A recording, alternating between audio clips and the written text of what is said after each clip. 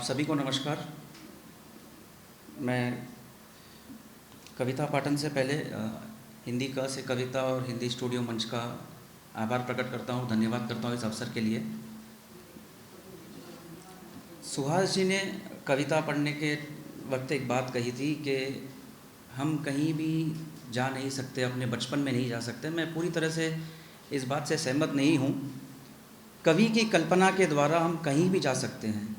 आमतौर पर, सामान्य तौर पर अपने जीवन में हम जो व्यक्त नहीं कर पाते हैं, आभावों को, भाव को, एहसासों को, चाहे वो चांद सितारे हो, जंगल हो, देश विदेश हो, जानवर हो, उन सब से जो हमें जोड़ता है वो कवि की कल्पनाएं होती हैं और उसी से हम वह रस ले पाते हैं।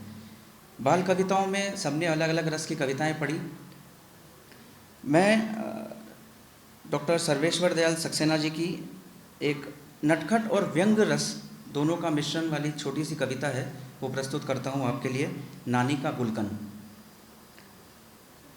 इस कविता की अंतिम पंक्ति पे गौर करिएगा, वहाँ पर मैं आप सभी का मत भी चाहूँगा, क्योंकि कवि अपनी कल्पना से न केवल वर्तमान वक्त को बल्कि भविष्य के आने वाले समय को भी दर्शाता है, हमें जोड़ता है। ऐसे ही कुछ ये है। नानी का गुलकंद। मुझे तुम्हारी नानी जी ने डब्बा भर गुलकंद दिया।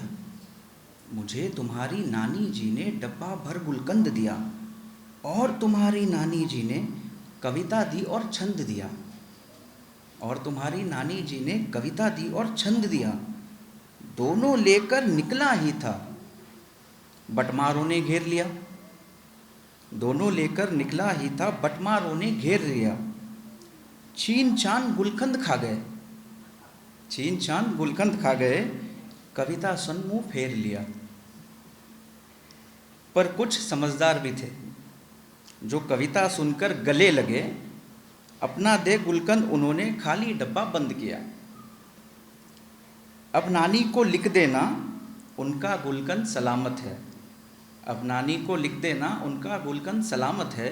और जैसे कि मैंने आपसे कहा था कि अंतिम पंक्ति पे मुझे आप सबका मत चाहिए और हमें बतलाना कविता के बारे में क्या मत है।